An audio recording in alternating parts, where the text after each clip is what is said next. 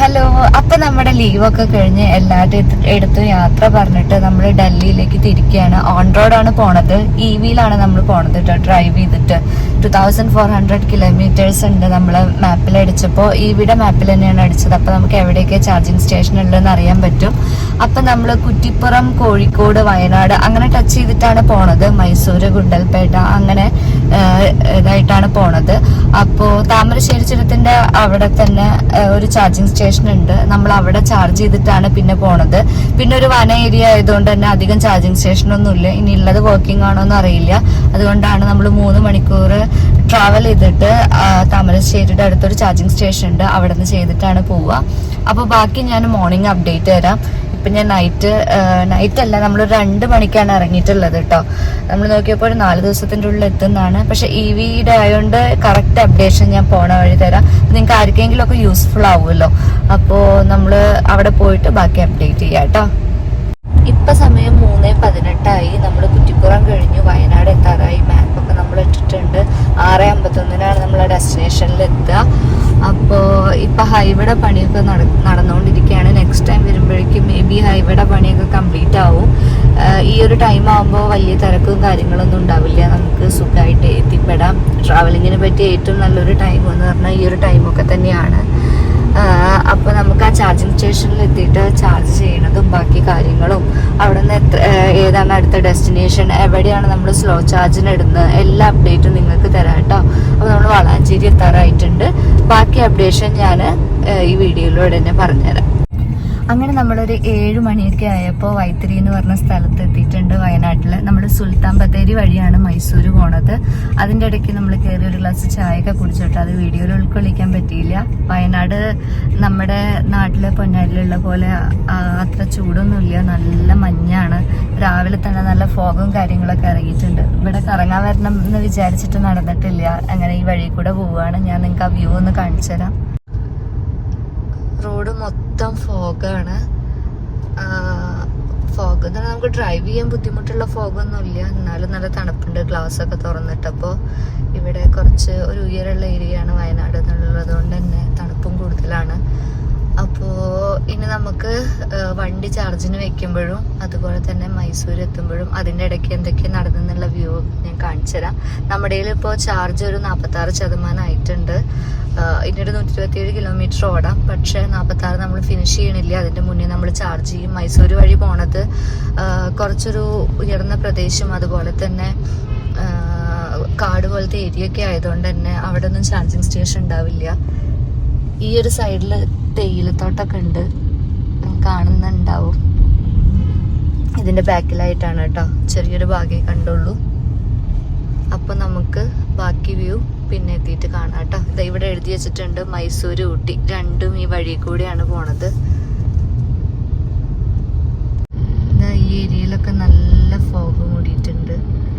ദൂരത്തേക്കൊക്കെ നോക്കുമ്പോൾ അത്ര വലിയ വിഷനൊന്നുമില്ല. പക്ഷെ എന്നാലും ഡ്രൈവിങ്ങിന് ആപ്റ്റ് ആയിട്ടുള്ള ക്ലൈമറ്റ് തന്നെയാണ് കേട്ടോ. നമുക്ക് എൻജോയ് ചെയ്ത് പോകാൻ പറ്റിയ, വലിയ ചൂടൊന്നും കൊള്ളാണ്ട് എൻജോയ് ചെയ്ത് പോകാൻ പറ്റിയ ക്ലൈമറ്റ് ആണ്.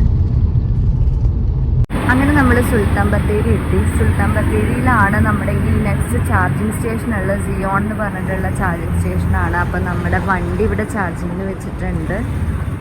ഇവിടെ നിന്ന് ചാർജ് ചെയ്തിട്ടാണ് കേട്ടോ നമ്മൾ മൈസൂർ പോകുന്നത്. ഇതൊരു 100 ആക്കി കഴിഞ്ഞാൽ നമുക്ക് മൈസൂർ ടെൻഷൻ ഇല്ലാണ്ട് എത്താം.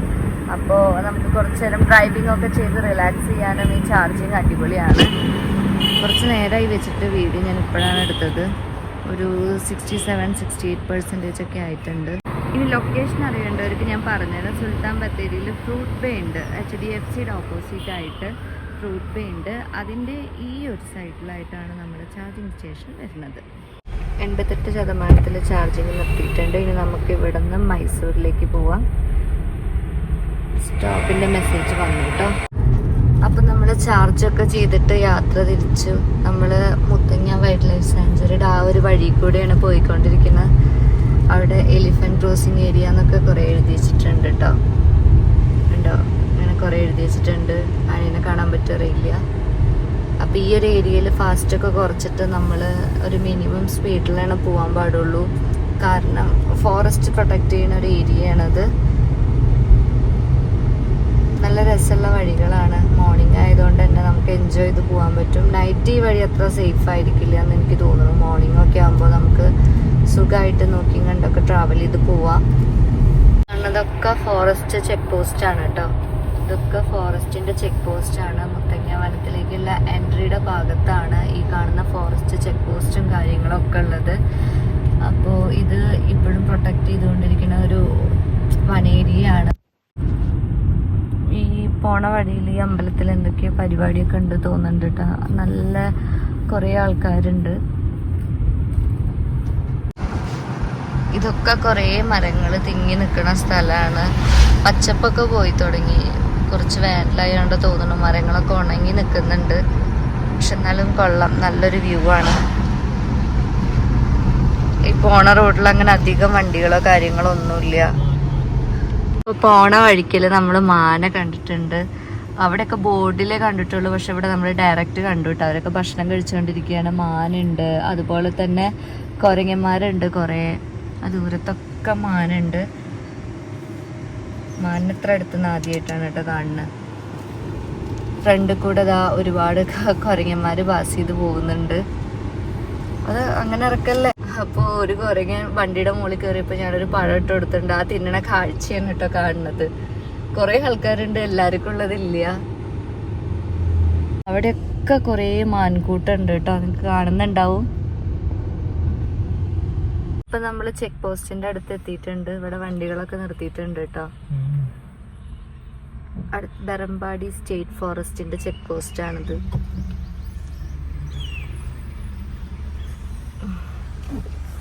ബണ്ടിപുര ടൈഗർ റിസർവ് കർണാടക ഫോറസ്റ്റ് ഡിപ്പാർട്ട്മെന്റിന്റെ ചെക്ക് പോസ്റ്റ് ആണ് കേട്ടോ. ഇവിടെ ടൈമൊക്കെ ഉണ്ട് തോന്നുന്നു. എൻട്രൻസിനൊക്കെ എൻട്രി ടൈം അങ്ങനെയൊക്കെ കൊടുത്തിട്ടുണ്ട് അവിടെ.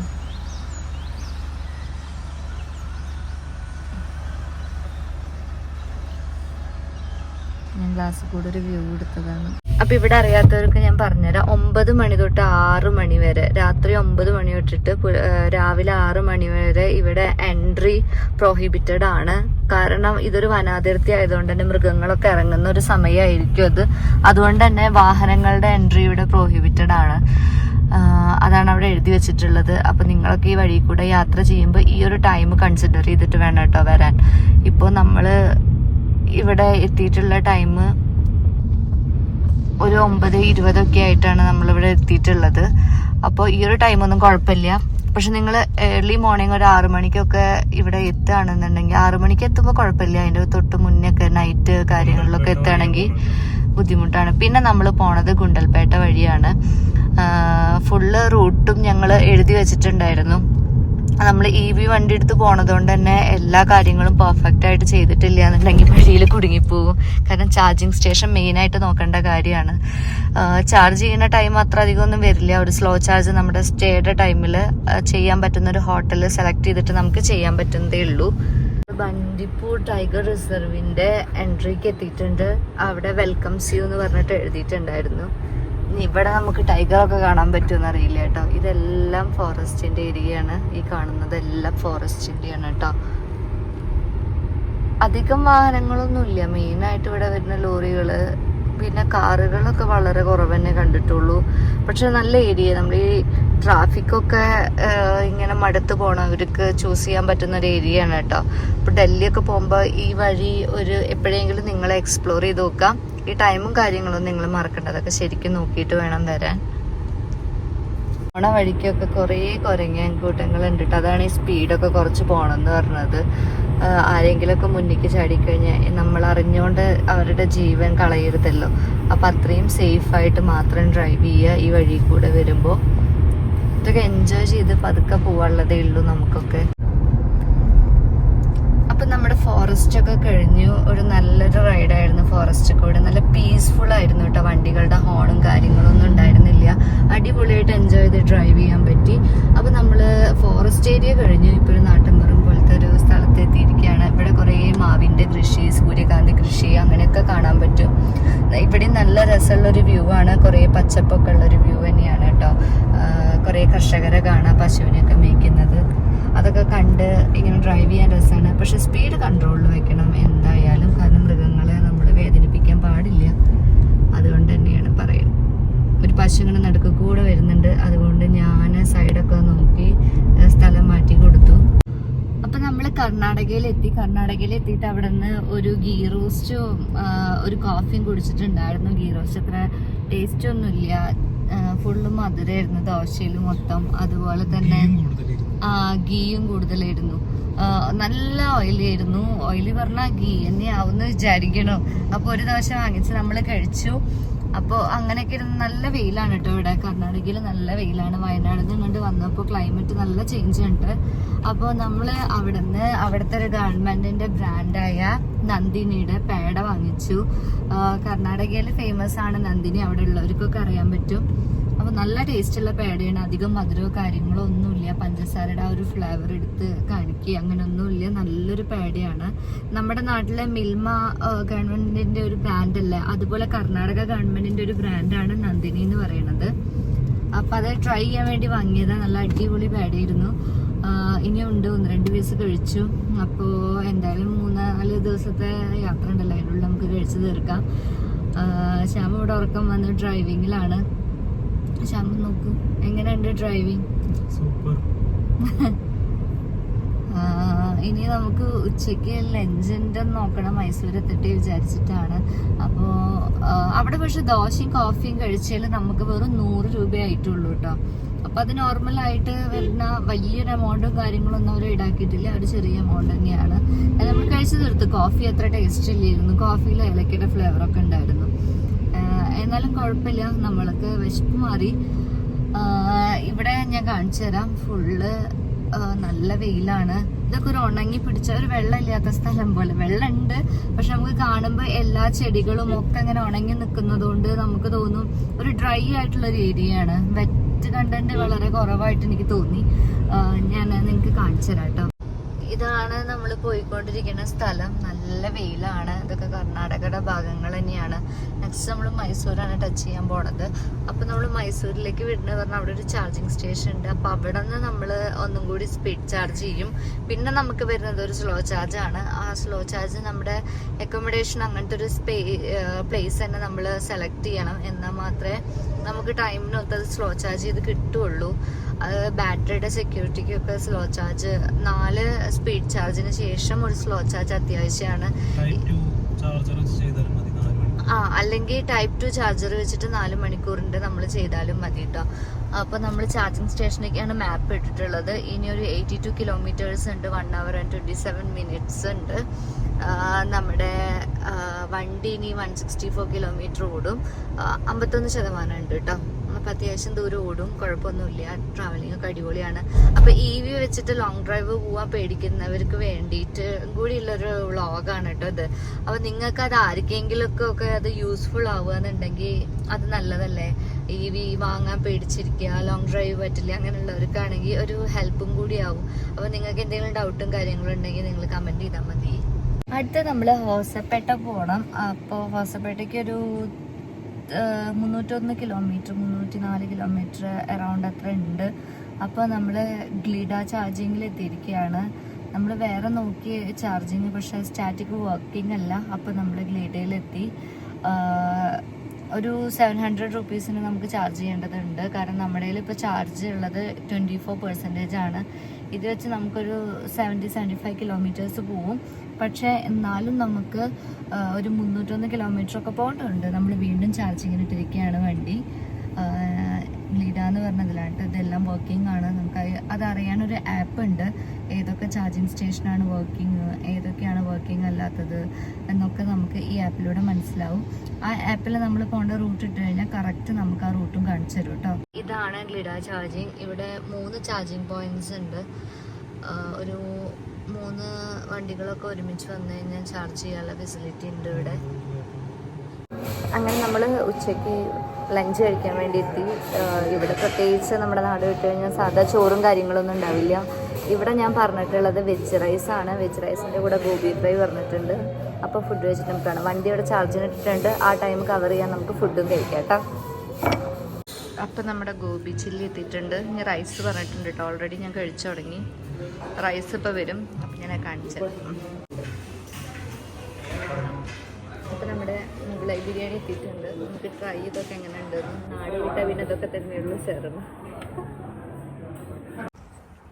ഈ എണീച്ചിരിക്കുക അല്ലെങ്കിൽ അത് പറഞ്ഞു മടിയൊന്നും കാണില്ല. അപ്പൊ നമ്മള് കർണാടകയിൽ എത്തി. കർണാടകയിൽ എത്തിയിട്ട് ഈ സ്ഥലത്തിന്റെ പേരെന്താ? കർണാടകയിൽ സിറ എന്ന് പറഞ്ഞ ഒരു സ്ഥലത്ത് എത്തി നമ്മള്. അപ്പൊ നമുക്ക് പറ്റിയൊരു മിസ്റ്റേക്ക് ഉണ്ട് കേട്ടോ, ഞാൻ നിങ്ങൾക്ക് പറഞ്ഞുതരാം എന്താന്നുള്ളത്. അതായത് നമ്മൾ വീട്ടിൽ നിന്ന് 2 ഫാസ്റ്റ് ചാർജ് ചെയ്തിട്ടാണ് നമ്മൾ യാത്ര തിരിച്ചത്. അപ്പോൾ വീണ്ടും നമുക്ക് വരുന്ന വഴിക്ക് ഒരു 2 ഫാസ്റ്റ് ചാർജ് നമുക്ക് ചെയ്യാൻ പറ്റുള്ളൂ. ടോട്ടൽ 4 ഫാസ്റ്റ് ചാർജ് ആണ് നമുക്ക് കമ്പനി പറയുന്നത്. അതിന്റെ കൂടെ നമ്മൾ ഒരു സ്ലോ ചാർജും ചെയ്യണം. അപ്പോൾ ലാസ്റ്റത്തെ ഫാസ്റ്റ് ചാർജിങ് ചെയ്തപ്പോൾ നമുക്ക് ഇൻഡിക്കേഷൻ തന്നിരുന്നു സ്ലോ ചാർജ് ചെയ്ത് 100% ആക്കണമെന്ന്. അതുകൊണ്ട് നമ്മൾ എന്ത് പണി ചെയ്തു, കർണാടകയിൽ ഈ ഒരു സ്ഥലത്ത് നമുക്ക് സ്റ്റേ ചെയ്യേണ്ടി വന്നു. ഇനി നമുക്കൊരു 9 മണിയൊക്കെ ആകുമ്പോഴേക്കും ഫുൾ ചാർജ് ആവും. ഓൾറെഡി 55% ഉണ്ടായിരുന്നു. പക്ഷെ ഫുൾ ചാർജ് ആയാൽ ഇനി അങ്ങോട്ട് യാത്ര ചെയ്യുമ്പോൾ അടുത്ത ഹംപി വരെ എത്തണം എന്നായിരുന്നു ഞങ്ങൾ വിചാരിച്ചിരുന്നത്. പക്ഷെ ഹംപി വരെ എത്തിക്കഴിഞ്ഞാലും നമുക്ക് അവിടെ സ്റ്റേ ചെയ്യാനൊന്നും അധികം സമയം കിട്ടില്ല, റെസ്റ്റ് എടുക്കാനും. അപ്പം നമ്മൾ എന്ത് പണി, ഇത് വണ്ടി ചാർജിന് ഇട്ടിട്ട് അതിൻ്റെ തൊട്ടടുത്ത് തന്നെ നമുക്കൊരു ഹോട്ടലുണ്ട്, അവിടെ നമ്മൾ റൂം എടുത്തു. അപ്പം നിങ്ങളിങ്ങനെ ട്രാവൽ ചെയ്യുന്ന സമയത്ത്, വീട്ടിൽ നിന്നൊക്കെ നിങ്ങൾ വരുന്ന സമയത്ത് മെയിനായിട്ട് നിങ്ങളൊരു സ്ലോ ചാർജ് ചെയ്യണം.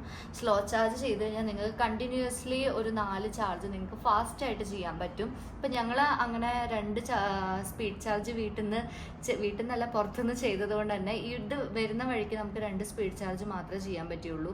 ബാക്കി നമ്മുടെ വണ്ടീനെ ഓട്ടോമാറ്റിക്കലി പറയും സ്ലോ ചാർജ് ചെയ്യാൻ. അങ്ങനെ സ്ലോ ചാർജ് ചെയ്തിട്ടുണ്ട്. ഒരു 55%, ഒരു 100% ആവണമെന്നുണ്ടെങ്കിൽ സ്ലോ ചാർജ് അറ്റ്ലീസ്റ്റ് ഒരു 3.5 hours എടുക്കും. അപ്പോൾ നിങ്ങൾ യാത്ര ചെയ്യുമ്പോൾ അത് പ്രത്യേകം ശ്രദ്ധിക്കുക. ഇതൊക്കെ ശ്രദ്ധിച്ചു കഴിഞ്ഞാൽ സുഖമായിട്ട് നിങ്ങൾക്ക് ട്രാവൽ ചെയ്തിട്ട് നിങ്ങളുടെ ഡെസ്റ്റിനേഷൻ നിങ്ങൾക്ക് കവർ ചെയ്യാവുന്നതേ ഉള്ളൂ. ടൈപ്പ് 2 ചാർജർ ഉപയോഗിച്ചത്. നമ്മൾ ഉപയോഗിച്ചത് ടൈപ്പ് 2 ചാർജറാണ്. ഇത് നല്ലൊരു ഏരിയ ആണ്. ഇവിടെ നമുക്ക് സ്പീഡ് ചാർജും സ്ലോ ചാർജും ഒക്കെ അവൈലബിൾ ആണ്. അതുകൊണ്ട് തന്നെ നമുക്ക് അത്യാവശ്യം റെസ്റ്റ് എടുക്കാനും പറ്റി. ഹോട്ടൽ കുറച്ച് എക്സ്പെൻസീവ് ആണ്, പക്ഷെ എന്നാലും കുഴപ്പമില്ല, നമുക്ക് റെസ്റ്റ് എടുക്കാൻ പറ്റും. പിന്നെന്ന് പറഞ്ഞു കഴിഞ്ഞാൽ അപ്പോൾ നിങ്ങളൊക്കെ ഡൽഹി പോകുമ്പോൾ EV ആണ് നമ്മൾ എത്തും, അങ്ങനത്തെ ടെൻഷനൊന്നും വേണ്ട. ഇങ്ങനത്തെ കുറച്ച് കാര്യങ്ങൾ തന്നെ നമ്മൾ നോട്ട് ചെയ്ത് കഴിഞ്ഞാൽ നമുക്ക് അത്യാവശ്യം ഡെസ്റ്റിനേഷൻസ് കവർ ചെയ്തിട്ട് നമുക്ക് സുഖമായിട്ട് എത്താം. നമ്മളൊരു 23rd എത്തണം എന്നാണ് വിചാരിക്കുന്നത്. അപ്പോൾ നമ്മൾ കവർ ചെയ്യും മാക്സിമം. പിന്നെ അപ്പം ഇത്രയൊക്കെ ഉള്ളൂ. ഇനി ഞങ്ങൾ റെസ്റ്റ് എടുക്കട്ടെ. അപ്പം ഇതാണ് നമ്മുടെ റൂമും കാര്യങ്ങളൊക്കെ. റെസ്റ്റ് എടുത്തു. ശ്യാമ രാവിലെ തൊട്ട് ഉറങ്ങിയിട്ടില്ല. ഞാൻ പിന്നെ വണ്ടിയിൽ ഇടയ്ക്കൊക്കെ കിടന്ന് ഉറങ്ങും, കുറച്ച് ഞാൻ ഡ്രൈവ് ചെയ്യും, അങ്ങനെയൊക്കെയാണ്. അപ്പോൾ ഇതിൽ കോംപ്ലിമെൻ്ററി ബ്രേക്ക്ഫാസ്റ്റ് ഉണ്ട്. 7 മണി തൊട്ടിട്ട് രാവിലെ ബ്രേക്ക്ഫാസ്റ്റ് സ്റ്റാർട്ട് ചെയ്യും. അപ്പോൾ നമ്മൾ 7 മണിക്ക് ആ ബ്രേക്ക്ഫാസ്റ്റും കൂടി കഴിച്ചിട്ട് പോകാമെന്നാണ് വിചാരിക്കുന്നത്. എന്തായാലും പുറത്തുനിന്ന് കഴിക്കണമല്ലോ. കോംപ്ലിമെൻ്ററി ഉണ്ടെങ്കിൽ അത് കഴിക്കണതല്ലേ ഏറ്റവും നല്ലത്. അപ്പോൾ അത് കഴിഞ്ഞിട്ട് നമ്മൾ നാളെ ഒരു നൈറ്റ് അത്യാവശ്യം ഡ്രൈവ് ചെയ്യണമെന്ന് വിചാരിക്കുന്നുണ്ട്. ബാക്കി അപ്ഡേഷൻ നാളെ തരാം കേട്ടോ.